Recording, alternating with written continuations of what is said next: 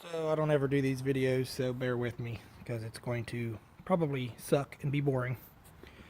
But I've been working on this tractor for a couple weeks now. I rolled it over back in July. It was a pretty nasty roll, big hill. Got a little carried away trying to show off, and it broke this spindle off. As you can tell, it bent this one a little. It's still bent, but I'm going to upgrade them later. Just wanted to get it together for a ride tomorrow. Broke the grill. Broke the air filter box off the carburetor.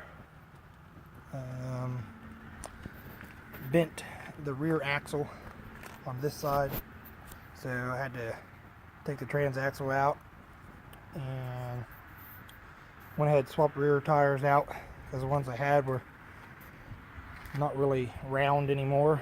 They were more like a hexagon. And then I did also bend the wheel on this side, so I had to replace the wheel and put a new battery in it.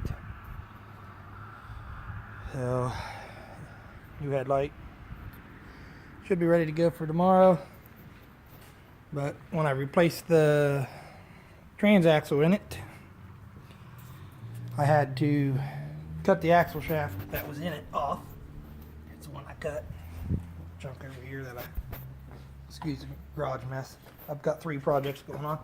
Had to cut this guy off because it was bent to get that way I could get the case split apart.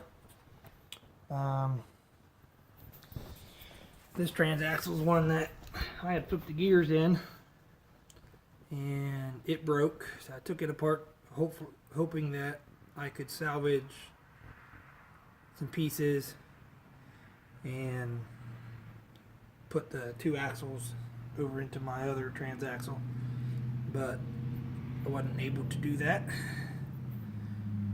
so I had to cut all of the old welds. It looks pretty nasty because I don't claim to be a good welder, but my welds obviously hold.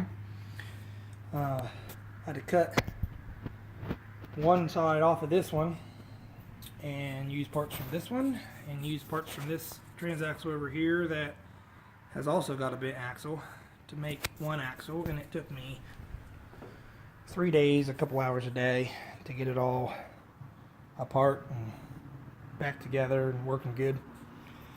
So we are ready for a romp tomorrow, and just because I went in the video, there's the old Bronco, beat up, crappy, ready to go on a 1,000-mile adventure in May.